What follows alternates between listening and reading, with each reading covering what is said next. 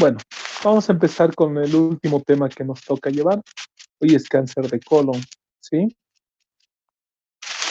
Es uno de los cánceres más prevalentes en países desarrollados. Existe una estrecha relación con el nivel socioeconómico que tiene. Es muy alto en Estados Unidos, Europa y bajo en Sudamérica, África y Asia. Sí, no se olviden que es muy desarrollado un estilo de alimentación totalmente diferente al nuestro. Y Asia también es bajo porque en ese país, aunque es muy desarrollado económicamente, su forma de alimentación es muy diferente. No consumen tanto alimento chatarra como en Estados Unidos o Europa, ¿no? De ellos es mucho más común el cáncer de estómago. El riesgo de contraer un cáncer colorectal en Estados Unidos en el transcurso de la vida es de aproximadamente 6%, es una de las tasas más altas. No se tienen que olvidar que 2/3 de los cánceres colorectales se ubican en el colon y 1/3 únicamente en el recto. Y esto es una gran suerte porque mientras más cerca esté el tumor del margen anal, es más la probabilidad de que tengas una colostomía, que quiere decir que hagas deposiciones en una bolsa durante toda la vida, ¿no? Como se realiza en la operación de Miles. Dentro del colon, el 45% se ubica en sigmoides y el 30% en colon seco ascendente. Etiología. Se puede desarrollar en etapas. Puede ser un cáncer hereditario como el síndrome de Lynch o un cáncer esporádico. En ambos casos, el primer paso consiste en factores iniciadores que interactúan directamente con el DNA, iniciando las mutaciones genéticas. El segundo paso es manejado por factores promotores responsables del crecimiento de las células mutadas. Los factores dietéticos no se sabe si todavía actúan en etapas tempranas como un factor genotóxico, modulador u otro, o en etapas tardías, induciendo la displasia o la transformación maligna. Pero de que está desarrollo, de que es un factor predisponente al cáncer de colon, sí lo es. Se considera que puede tener un efecto en todo el proceso de la transformación neoplásica. Se asocia con dietas con alto contenido en carnes rojas, gran cantidad de grasas saturadas y baja cantidad de frutas, vegetales y granos solubles. Se dice que si cualquier persona tuviera una dieta a base de verduras, proteínas y muy baja en carbohidratos, haciendo una dieta, haciendo ejercicio al menos de 30 a 1 hora, 3 veces a la semana, disminuye aproximadamente un 40% la probabilidad de tener cáncer del tracto gastrointestinal, no solo de colon, esófago, estómago y colon, ¿sí? Gastrointestinal. Un bajo aporte de calcio y de los antioxidantes. Estos factores aumentan el establecimiento de la flora bacteriana capaz de producir enzimas como la beta-glucuronidasa y azoreductasa. Se piensa que la nitrosamina es uno de los carcinógenos más importantes porque puede mostrar en heces de personas con dietas ricas en carne de res. Una dieta rica en fibra aumenta el tránsito intestinal, evitando el mayor contacto entre los carcinógenos y la mucosa. Se evidenció factores moleculares, especialmente en el codón 12-KRAS. Este gen se encuentra el 50% produciendo una proteína G anómala que induce estímulos continuos de crecimiento y diferenciación. ¿Sí? Existe pérdida de regiones específicas de ciertos cromosomas que son los genes supresores. ¿Qué me interesa esto? Ustedes me dirán, que ya va a empezar con esta parte totalmente rebuscado, etcétera.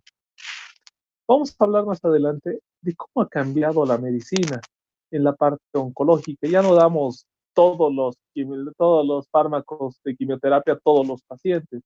Ya hemos cambiado, ya ha pasado esa etapa. Ahora tenemos terapias blanco-moleculares. ¿Qué quiere decir? Que depende de cada tumor y la producción de ciertas proteínas, como es esta alteración del KRAS. Si se encuentra esta alteración, tiene un efecto mayor cierto tipo de medicamentos de quimioterapia, por ejemplo, cisplatino, etcétera. Entonces, por eso es importante en este punto. Y está asociado al cromosoma 5q, que es un gen regulador del crecimiento del epitelio. La pérdida del P50 del cromosoma P17 en un 70% de los casos de cáncer de colon se presenta. ¿Sí? La pérdida de los genes de reparación del DNA es responsable del cáncer heredofamiliar no asociado a poliposis, lo que les dije, el síndrome de Lynch. Factores hereditarios. Existen síndromes hereditarios bien definidos, pero poco frecuentes. Por ejemplo, la adenomatosis colónica familiar en 1% son los que provocan cáncer colorectal. El síndrome de Lynch, tipo 1 y tipo 2, responsable del 4 a 6% del cáncer colorectal.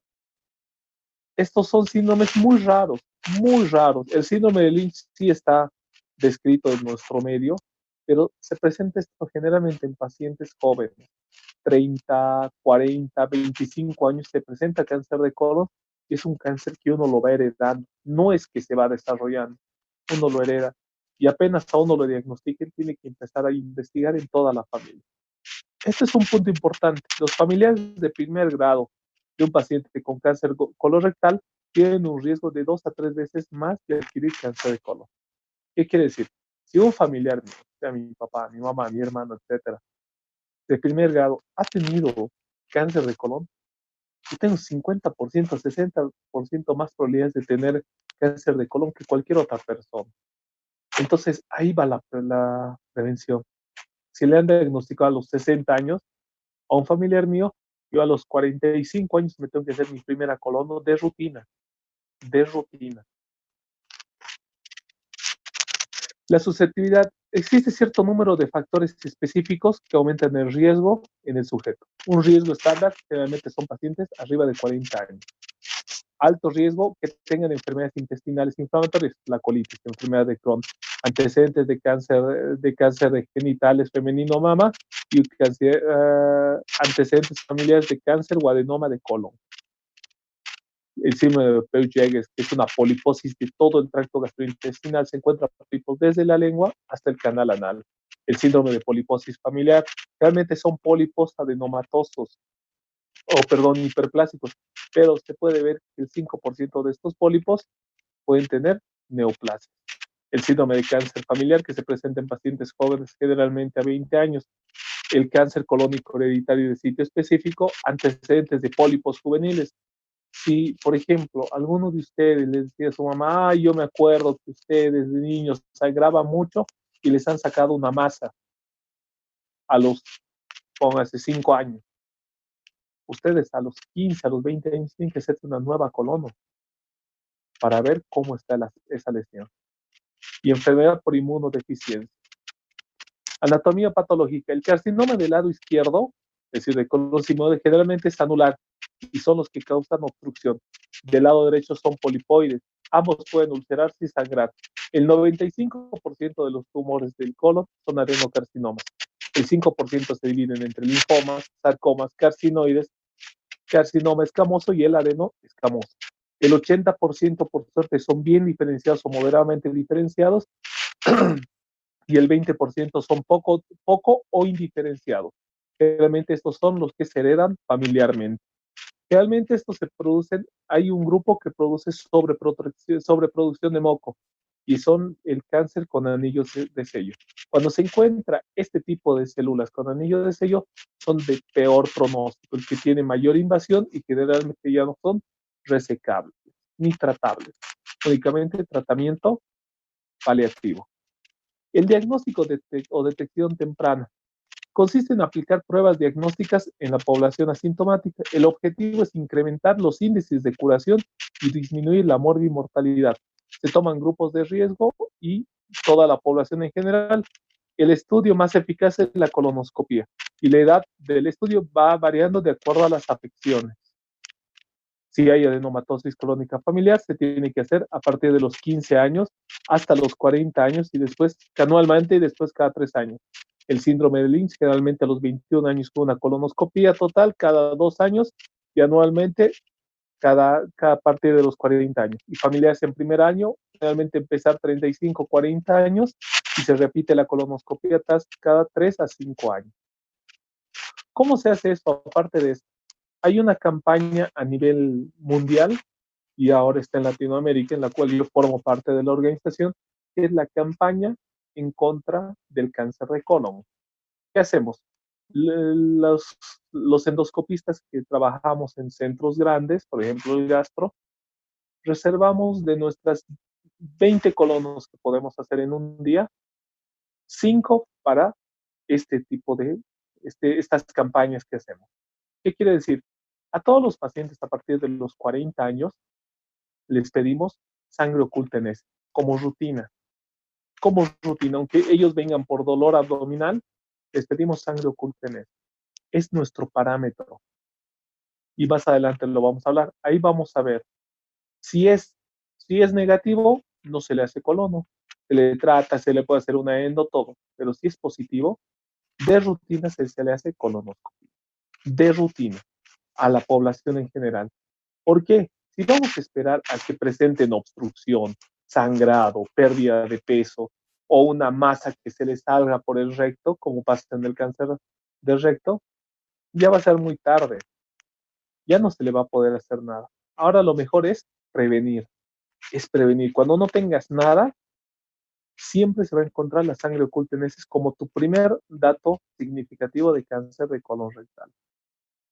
El diagnóstico, la detección temprana se puede realizar a la población general y que no pueden ser sometidos a colonoscopia. En este grupo están personas mayores de 50 años en los que se busca sangre oculta en heces, lo que les decía, y si da positivo se realiza la colonoscopia. El diagnóstico, el Hemocult, se basa en la activación de Guayacol por la peroxidasa de la hemoglobina. Se utilizan 3 discos en los que se deposita la materia fecal. Se debe dar una dieta libre de carne y de otros que contengan peroxidasa. Es únicamente 24 horas antes. Su sensibilidad es baja, 36% de falsos negativos y 59% de adenoma. El Hemoquant es una variante del primero y en su procesamiento se renueva el hierro de la hemoglobina fecal y se cuantifica la fluorescencia de la porfirina resultante. Mide también los productos de la degradación de la hemoglobina. Y ese es el que utilizamos en el gasto. Ahí se mide la hemoglobina fecal. El diagnóstico para encontrar el cáncer de colon se puede hacer una rectosigmoidoscopía flexible, lo que es la fibrosigmoidoscopía, y el gol estándar, la colonoscopia total. La presentación clínica varía según la localización y el grado de evolución. Los tumores del lado derecho generalmente son sangrantes y producen una anemia. Tu paciente viene con anemia, anemia, anemia. No te va a decir qué hace. Sangre. El sangrado es oculto. Te viene con 5 de hemoglobina. En estos pacientes tienes que hacerle una endocolono. Ahí encuentras el bichote. Ahí vas a encontrar. La primera manifestación puede ser una masa palpable en flanco derecho por parte del paciente. Los síntomas oclusivos son tardíos debido al mayor calibre del colon derecho y la consistencia fluida de la materia fecal. Ahí tenemos una lesión de colon derecho, una lesión nodular, irregular, estenosante, friable, que disminuye de manera importante el lumen intestinal. Nuevamente, nodular, irregular, que comprime gran parte de la luz que no permite el paso, ¿no? Con áreas de fibrosis, necrosis, etc. Los tumores del colon izquierdo pueden manifestarse generalmente por sangrado. Estos son los que sangran. La mayoría de los casos la consulta es por alteración del hábito intestinal. ¿Qué quiere decir? Te vienen pacientes que te dicen, doctor, ¿sabe qué? Estoy con diarrea, pero es un poco inconstante. Hay ratos me estriño, me da diarrea, normal, me estriño, me da diarrea, y se me va pasando. Es muy irregular el hábito intestinal. Eso no es normal en una persona y tiene que llamarte la atención, decir, un momento, o eres estreñida o te puede dar diarrea unos 3 días y luego se te pasa y luego es normal en la mayoría del tiempo, ¿no? Pero estos cambios así te pueden hacer pensar en eso. Puede o no puede haber dolor cólico y puede progresar un cuadro de suboclusión o de una obstrucción completa. Aproximadamente el 15% de los tumores de colon están en el colon izquierdo y el 10% en el derecho y son diagnosticados cuando presentan oclusión. Puede haber perforación libre a cavidad peritoneal, pero es poco frecuente y de mal pronóstico. ¿Qué quiere decir? Que el tumor avanzó de tal manera que aparte de estar en otros órganos, ha destrozado la pared colónica. Puede dar origen a fístulas. Los tumores de recto se manifiestan por proctorragia, pujo, tenesmo y alteración del ritmo evacuatorio. El dolor no vienen por dolor, es muy tardío, la verdad, cuando están ocluidos. Ellos vienen por debilidad, anemia o rectorragia o el cambio en el hábito intestinal muy constante. Los métodos complementarios se tienen que realizar a todos los pacientes tacto rectal. Muchas veces, y cuando está en recto, lo puedes hasta palpar. Se puede digitar si está hasta 10 a 12 centímetros y se puede realizar un colon por enema para valorar todo el diámetro de la lesión. Se tiene que pedir marcadores tumorales, lo que es el CA y el CA19-9, que tiene un valor preoperatorio elevado, se asocia a mal pronóstico. Te dan un parámetro. Si está muy elevado, ¿qué quiere decir? Que puede tener una recidiva más pronto. Los tumores avanzados pueden tener hasta cifras normales.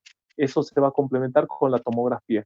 Cualquier incremento postquirúrgico es indicativo de recidiva o metástasis.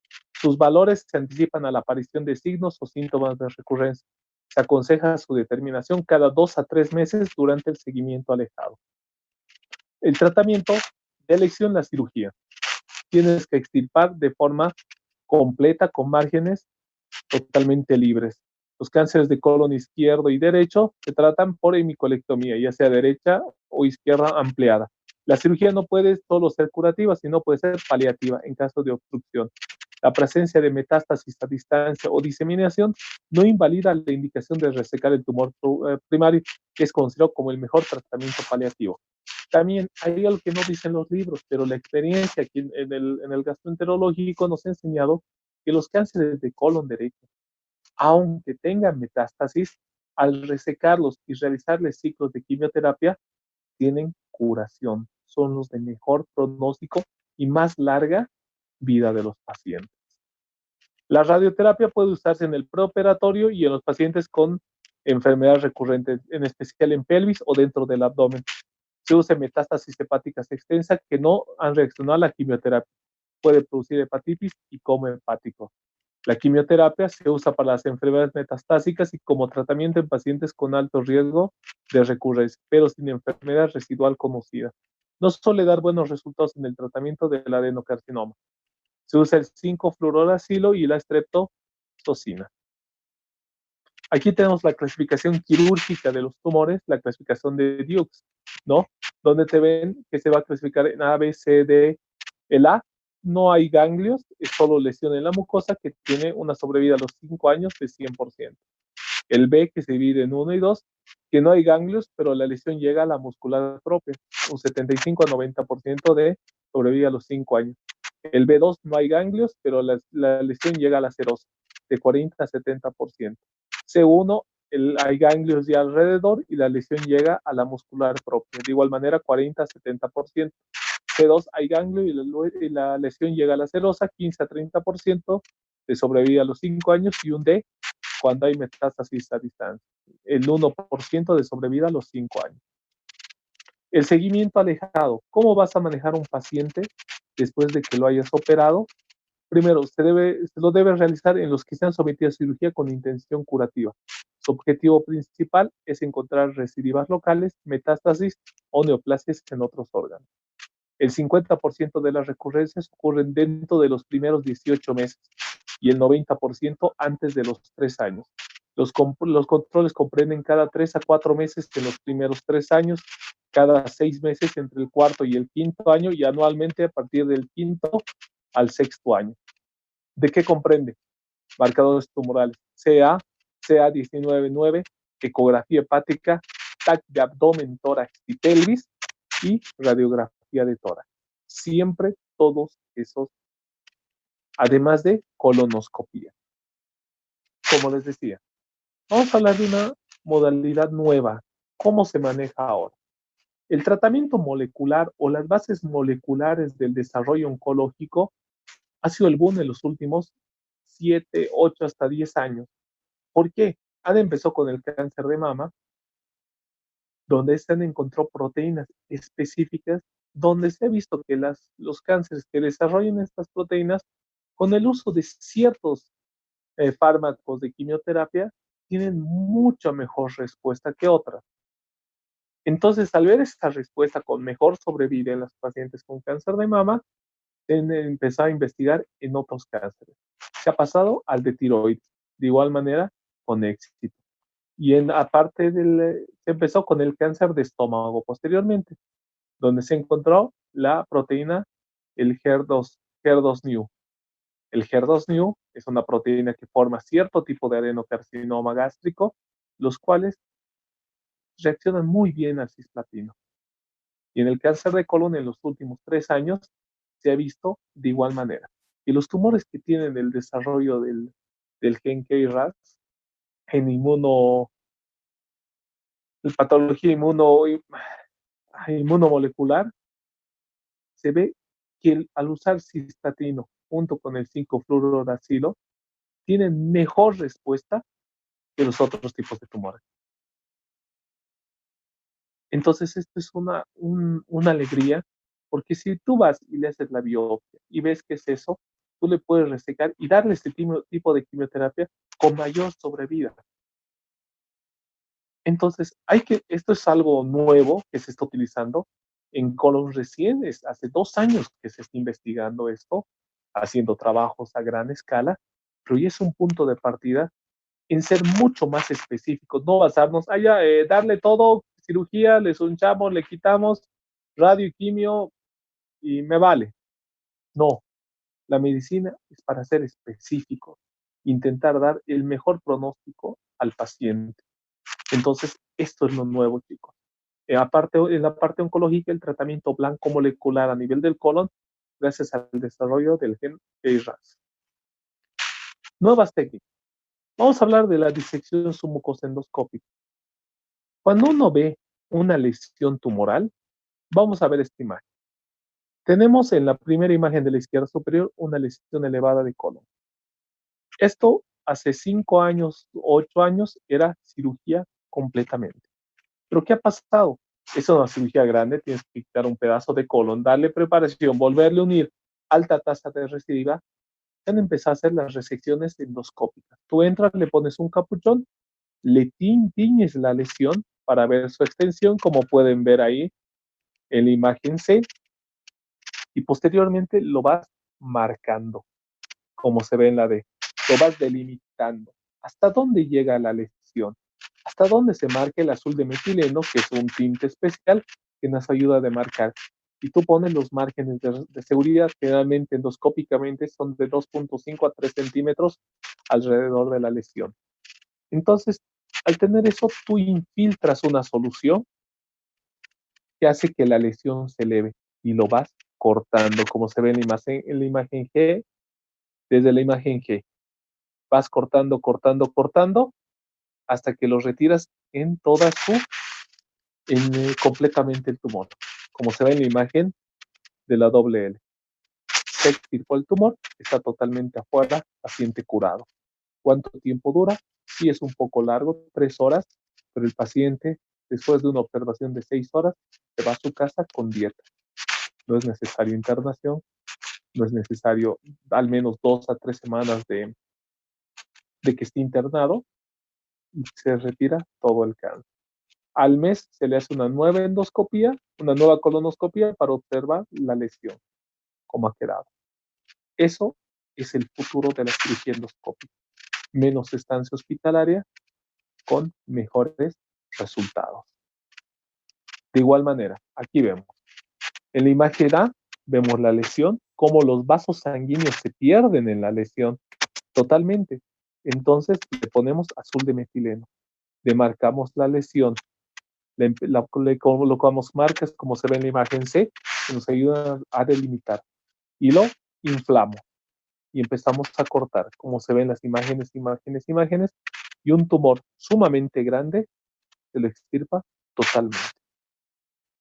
Paciente curado. ¿Cuánto dura esta cirugía? Se ha hecho en la ciudad de La Paz. Han llegado los japoneses a hacerlo.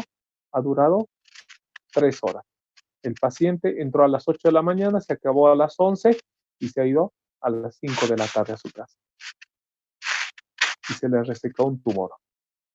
¿Cuáles son los puntos? El tumor no tiene que pasar la submucosa. Es lo único que puedes hacer. No puede pasar. ¿Cómo vas a saber que no ha pasado? Al colocarle un inyectable y elevarlo, si ha pasado la submucosa, no se va a elevar. Se va a quedar quieto. Y eso es un dato de que te diga, el tumor ya pasó la submucosa, no se puede hacer nada. Esto es lo nuevo que estamos haciendo en el gastro. Actualmente yo estoy haciendo con pocos pacientes por ahora, pero estamos empezando. Donde tienen más experiencias en Chile y Brasil actualmente haciendo esto. La mucosectomía endoscópica, de igual manera, esta mucosectomía que se hace, se ve una lesión que son sumamente más pequeñas, se le eleva y con un asa se la retira en su totalidad. Son pacientes que eran probablemente cirugías, los cuales se los reseca por endoscopía, sin necesidad de tocarlo. ¿Esto cuánto dura? 20 minutos, 20, 30 minutos. Y se extirpa todo el tumor, como se puede ver ahí. Muchas gracias. No sé si tienen alguna duda.